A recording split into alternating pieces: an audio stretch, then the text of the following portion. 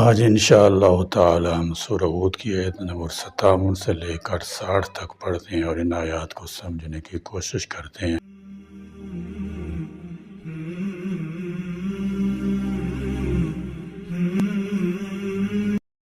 اعوذ باللہ من الشیطان الرجیم، بسم اللہ الرحمن الرحیم۔ فَإِن تَوَلَّوْا فَقَدْ أَبْلَغْتُكُم مَّا أُرْسِلْتُ بِهِ إِلَيْكُمْ وَيَسْتَخْلِفُ رَبِّي قَوْمًا غَيْرَكُمْ وَلَا تَضُرُّونَهُ شَيْئًا إِنَّ رَبِّي عَلَى كُلِّ شَيْءٍ حَفِيظٌ۔ وَلَمَّا جَاءَ أَمْرُنَا نَجَّيْنَا هُودًا وَالَّذِينَ آمَنُوا مَعَهُ بِرَحْمَةٍ مِّنَّا وَنَجَّيْنَاهُم مِّنْ عَذَابٍ غَلِيظٍ۔ وَتِلْكَ عَادٌ جَحَدُوا بِآيَاتِ رَبِّهِمْ وَعَصَوْا رُسُلَهُ وَاتَّبَعُوا أَمْرَ كُلِّ جَبَّارٍ عَنِيدٍ۔ وَأُتْبِعُوا فِي هَٰذِهِ الدُّنْيَا لَعْنَةً وَيَوْمَ الْقِيَامَةِ أَلَا إِنَّ عَادًا كَفَرُوا رَبَّهُمْ أَلَا بُعْدًا لِعَادٍ قَوْمِ ہود۔ فَإِن تَوَلَّوْا، پھر اگر تم روگردانی کرو، فَقَدْ تو تحقیق، أَبْلَغْتُكُم، میں نے پہنچا دی ہے تمہیں، ما وہ چیز کے ارسلت میں بھیجا گیا ہوں، بھی اس کے ساتھ، الیکم تمہاری طرف، ویستخلف اور تمہارا جانشین بنا دے گا، ربی میرا رب، قوماً ایک اور قوم کو، غیرکم تمہارے سوا، ولا تضرونہ اور نہ تم اسے نقصان پہنچا سکو گے، شیئاً کچھ بھی۔ فَإِن تَوَلَّوْا فَقَدْ أَبْلَغْتُكُم مَّا أُرْسِلْتُ بِهِ إِلَيْكُمْ۔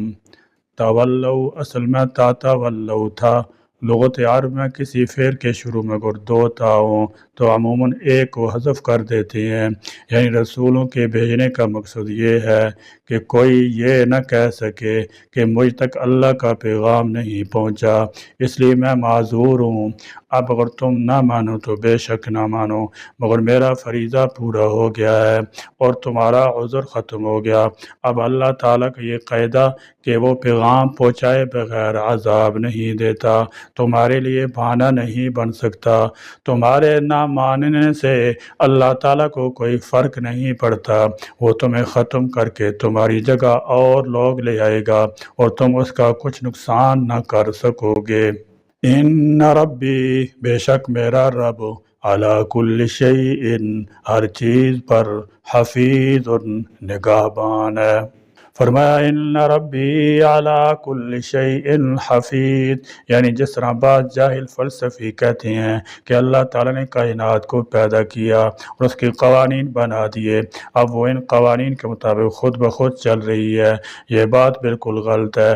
میرے رب نے کائنات کو پیدا کیا، پھر رب کا معنی ہی یہ ہے کہ تربیت اور پرورش بھی وہی کر رہا ہے، پھر حفیظ بھی وہی ہے جو ہر چیز اس کی نگرانی میں چل رہی ہے۔ اس سے ان مشرکوں اور بدعتیوں کا بھی رد ہو گیا جو کہتے ہیں کہ اللہ تعالیٰ نے مخلوق کو پیدا کر کے اس کا انتظام قطبوں، غوثوں اور اس قسم کے خود ساختہ ناموں والے ولیوں، بزرگوں کے حوالے کر دیا ہے جو اس کو چلا رہے ہیں اور اس کی نگرانی کر رہے ہیں۔ اللہ تعالیٰ فارغ ہے، اختیار اس نے اپنے پیاروں کو دے دیے ہیں۔ اللہ اکبر۔ پہلی امتوں کے مشرکوں اور ہماری امت کے مشرکوں میں کس قدر مشابہت اور یک رنگی پائی جاتی ہے۔ مطلب یہ ہے کہ ان سب باتوں کے باوجود بھی اگر تم اپنی ضد اور ہٹ درمی پر جمے رہو گے تو اللہ عذاب بھیج کر تمہیں تباہ کرنے کی پوری قدرت رکھتا ہے، اور وہ اس کے بعد تمہاری سرزمین پر کوئی دوسرے لوگ لا کر آباد کر دے گا اور تم اس کا کچھ بھی نہ بگاڑ سکو گے۔ لہذا تمہاری عافیت اسی میں ہے کہ اللہ پر ایمان لے آؤ اور شرک کے کام چھوڑ دو۔ فَإِن تَوَلَّوْا فَقَدْ أَبْلَغْتُكُمْ سے حاصل ہونے والی معلومات، اس آیت سے دو باتیں معلوم ہوئی۔ نمبر ایک، انبیاء کرام علیہ السلام اپنی امت تک ساری شرعیہ کام اپنی حیات شریف میں پہنچا دیتی ہیں، کوئی بات چھپا کر نہیں رکھتے۔ نمبر دو، اللہ تعالیٰ کا قانون یہ ہے کہ اگر کوئی قوم دین کی خدمت نہ کرے تو اللہ تعالیٰ اسے برباد کر کے دوسری قوم اس کی جگہ مقرر فرما دیتا ہے۔ جیسے ابو جہل وغیرہ نے سرکشی کی تو انہیں ہلاک فرما کر مدینہ طیبہ کے انصار سے دین کی خدمت لے لی۔ ہم اس خدائے قادر قیوم کے حاجت مند ہیں اور وہ سب سے بے نیاز ہے۔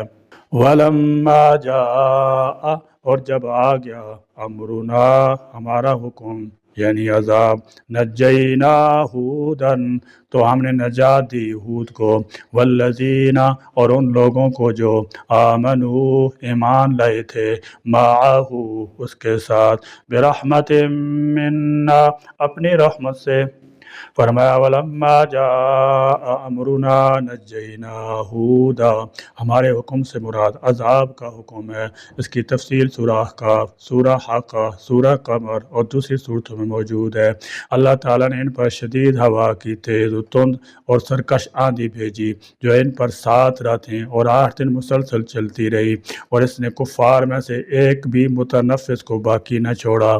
یہ تو دنیا کا عذاب تھا، آخر میں ان کے لیے اس سے بھی سخت عذاب ہے، عذاب غلیظ تیار ہے۔ اور اللہ تعالیٰ نے ہود علیہ السلام اور ان کے ہمراہ ایمان لانے والوں کو ان دونوں عذابوں سے بچا لیا۔ یہاں ایک سوال پیدا ہوتا ہے کہ اتنی خوفناک آندھی جب چلتی ہے تو وہ مومن کافر ہر ایک پر گزرتی ہے، تو ہود علیہ السلام اور ان کے ساتھی کس طرح بچ گئے؟ اس طرح سمود پر آنے والی صیحہ یعنی چیخ سے کافروں کے کان اور دل تو پھٹ گئے، اور صالح علیہ السلام اور ایمان والوں کا کچھ بھی نہ بگڑا۔ اللہ تعالیٰ نے اس کا جواب دیا کہ ہم نے انہیں اپنے عظیم رحمت کے ساتھ بچا لیا۔ رحمت ان میں تنوین تعظیم کے لیے ہے، پھر جو رحمت اللہ کی طرف سے ہو اس کی عظمت کا کیا ٹھکانہ ہے۔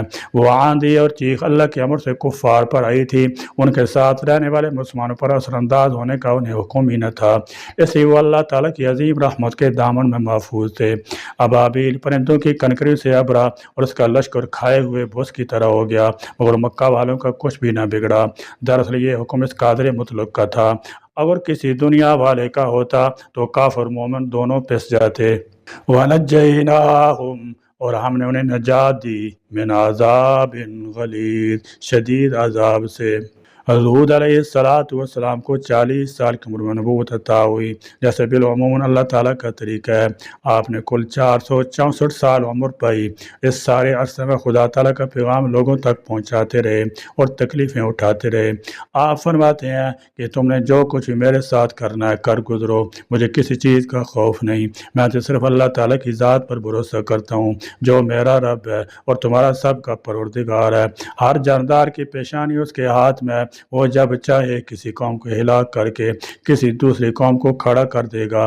مفسرین کرام رحمۃ اللہ تعالی علیہ فرماتے ہیں کہ قوم عاد کی مسلسل نافرمانی کی وجہ سے اللہ تعالیٰ نے ان پر تنگی ڈال دی تھی، قید پڑ گیا تھا اور ان کی عورتیں بھی بانجھ ہو گئی تھیں۔ اس آیت سے معلوم ہوا کہ ایمان اور نیک اعمال نجات کا ذریعہ اور سبب ہے، لیکن در حقیقت نجات صرف اللہ تعالیٰ کی رحمت سے ملتی ہے۔ وَتِلْكَ عَادٌ اور یہ عاد ہیں، جَحَدُوا انہوں نے انکار کیا تھا، بِآیاتِ رَبِّهِمْ اپنی رب کی آیتوں کا۔ وَتِلْكَ عَادٌ یہ تھے عاد، اس سے مراد ان کے علاقے بھی ہو سکتی ہیں اور وہ قوم بھی جن کا واقعہ بیان ہوا ہے۔ جَحَدُوا بِآیاتِ رَبِّهِمْ جَحَدُوا کا معنی دلیل سے ثابت شدہ بات کا انکار کر دینا۔ آیات سے مراد کائنات میں رب تعالیٰ کی توحید کی بے شمار نشانیاں، ہود علیہ السلام پر نازل ہونے والی آیات اور ان کا تنہا پوری قوم کے سامنے بے خوف ہو کر ڈٹ جانا وغیرہ وغیرہ۔ غرض اس بد نصیب قوم نے واضح نشانات، معجزات اور آیات سمجھ میں آ جانے کے باوجود انہیں ماننے سے صاف انکار کر دیا۔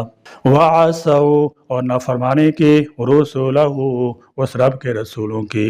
وَعَصَوْا رُسُلَهُ انہوں نے اگرچہ ہود ہی کی نافرمانی کی، لیکن چونکہ ایک پیغمبر کی نافرمانی تمام پیغمبروں کی نافرمانی ہے، اس لیے فرمایا انہوں نے اس کے پیغمبروں کی نافرمانی کی۔ وَعَصَوْا رُسُلَهُ اور اس کے رسولوں کی نافرمانی کی، ان کو جھوٹ اور مجنون کہا، ان کی بات ماننے سے انکار کر دیا۔ یہاں اشکال پیدا ہوتا ہے کہ ذکر تو صرف حود علیہ السلام کو ہو رہا ہے، مگر رسل جمع کا صیغہ استعمال کیا گیا ہے۔ مفسرین فرماتے ہیں کہ ممکن ہے اس وقت حود علیہ السلام کے علاوہ بعض دوسرے رسول بھی موجود ہوں، کیونکہ ایک وقت میں کئی انبیاء کا ذکر بھی تو ملتا ہے، جیسے بنی اسرائیل کے دور میں ہوتا رہا۔ یونس علیہ السلام کے زمانے میں بھی بیک وقت 5 رسول موجود تھے، جن میں سے آپ کو منتخب کر کے نینوا کی بستی کی طرف بھیجا گیا۔ بعض فرماتے ہیں کہ جمع کا صیغہ رسولوں کے متعلق دیگر مقامات پر بھی استعمال ہوا ہے۔ اس کا مطلب یہ ہے کہ کسی ایک رسول کا انکار تمام رسولوں کے انکار کے مترادف ہے، کیونکہ دین اور پیغام تو سب کا ایک ہی رہا ہے۔ سارے پیغمبر یہی کہتے رہے ہیں، اعبدوا اللہ ما لکم من الہ غیرہ، لوگو صرف اللہ کی عبادت کرو کیونکہ اس کے سوا تمہارا کوئی معبود نہیں ہے۔ واتبعوا اور انہوں نے پیروی کی امر کل جبار عنید، ہر سرکش عناد رکھنے والے حکم کی، عنید سخت عناد والا، ہر وہ شخص جو قبول نہ کرے اس کے ساتھ شدت کے ساتھ کی مخالفت بھی کرے۔ مراد قوم کے سردار ہیں۔ فرمایا قوم عاد نے آیات الہی کا انکار کیا، رسولوں کی نافرمانی کی۔ واتبعوا امر کل جبار عنید اور ہر سرکش اور عنادی آدمی کی پیروی کی، ہر اس سردار چودھری کے پیچھے لگے رہے جو حق کے ساتھ عناد رکھتا تھا اور حکم الہی کی سرتابی کرتا تھا۔ بالعموم مفاد پرست اور اغراض کے بندے ایسے ہی لوگوں کا اتباع کرتے ہیں اور اچھے لوگوں کی بات نہیں مانتے۔ فرعون نے بھی موسیٰ اور ہارون علیہ السلام کی بات نہ مانی بلکہ اپنے عنادی سرداروں کا کہا مانا۔ قوم عاد نے بھی یہی کیا کہ اللہ کے رسول حود علیہ السلام کی بات پر غور نہ کیا بلکہ عناد اور تعصب کے پیچھے چلتے رہے۔ خلاصہ یہ ہے کہ اللہ تعالیٰ نے اس آیت میں اپنے حبیب صلی اللہ تعالی وسلم کی امت سے خطاب فرمایا۔ تلکا سے قوم عاد کی قبروں اور ساری طرف بھی اشارہ ہے۔ مقصد یہ ہے کہ زمین میں چلو، انہیں دیکھو، ان سے عبرت حاصل کرو۔ پھر اللہ تعالیٰ نے ان کا حال بیان فرمایا کہ انہوں نے اپنے رب عز و جل کی آیتوں یعنی ان معجزات کا انکار کیا جو حضرت حود علیہ السلام لے کر آئے تھے، اور انہوں نے اس کے رسولوں کی نافرمانی کی، کیونکہ حضرت حود علیہ السلام کی نافرمانی تمام رسولوں کی نافرمانی ہے، اور ان کے جاہلوں نے ہر بڑے سرکش اور ہر دھرم سردار کی پیروی کی۔ وَأُتْبِعُوا اور وہ پیچھے لگائے گئے فِي هَذِهِ الدُّنْيَا لَعْنَةٌ اس دنیا میں لعنت، وَيَوْمَ الْقِيَامَةِ اور قیامت کے دن بھی، الا آگاہ رہو، خبردار رہو، ان عادن بلا شبہ عاد قوم نے، کافروا انکار کیا، ربہم اپنے رب کا، الا بعدن سن لو دوری ہے، لعادن عاد کے لیے، قوم ہود یعنی قوم ہود کے لیے۔ اس کا نتیجہ یہ ہوا وَاتْبِعُوا فِي هَذِهِ الدُّنْيَا لَعْنَةٌ اس دنیا میں ان کے پیچھے لعنت لگا دی گئی۔ ظاہر ہے کہ اس دنیا میں بھی قوم فرعون، عاد، سمود یا قوم لوط کو اچھے لفظوں سے یاد نہیں کیا جاتا۔ تاریخ میں ان کا ذکر نافرمان اور عذاب زدہ قوموں کی حیثیت سے آتا ہے اور انہیں ہمیشہ کے لیے لعنت کا تمغہ لگا دیا گیا ہے۔ یہ تو اس دنیا کا حال ہے۔ وَيَوْمَ الْقِيَامَةِ اور اس قیامت کے دن میں یہ لوگ لعنت میں گرفتار رہیں گے، وہاں ان کو اس دنیا سے بھی زیادہ ذلت اٹھانا پڑے گی۔ آگے عام لوگوں کو تنبیہ کی جا رہی ہے، الا سنو ان عادن کفروا ربہم بے شک عادیوں نے اپنے پروردگار کا انکار کیا، اپنے وجود بخشنے والے، نعمتیں عطا کرنے والے، ہر آسائش مہیا کرنے والے رب کا انکار کیا، اس کی توحید اور اس کے رسولوں کا تسلیم نہ کیا اور اس کا حکم نہ مانا۔ فرمایا الا سنو بعدا لعاد قوم ہود قوم ہود کے لیے ہلاکت بربادی ہے۔ بعد کا معنی دوری ہوتا ہے اور یہاں مراد اللہ کی رحمت سے دوری ہے۔ لعنت کا بھی یہی مفہوم ہے کہ لعنتی آدمی اللہ کی رحمت سے دور ہو جاتا ہے۔ بعد کا دوسرا معنی ہلاکت ہے اور اس مقام پر یہی موضوع ہے۔ تو فرمایا سنو ہلاکت ہے قوم عاد کے لیے جو حود علیہ السلام کی قوم تھی، انہوں نے اپنے مخلص اور خیر خواہ نبی کی بات نہ مانی بلکہ سرکش اور مخالف لوگوں کا اتباع کیا، جس کی وجہ سے وہ تباہی بربادی کا شکار ہوئے۔ اللہ تعالیٰ ہمیں قرآن کی روشنی میں اپنی زندگی کو سنوارنے اور ان کی ہدایات پر عمل کرنے کی توفیق عطا فرمائے۔ آمین۔ وآخر دعوانا الحمدللہ رب العالمین۔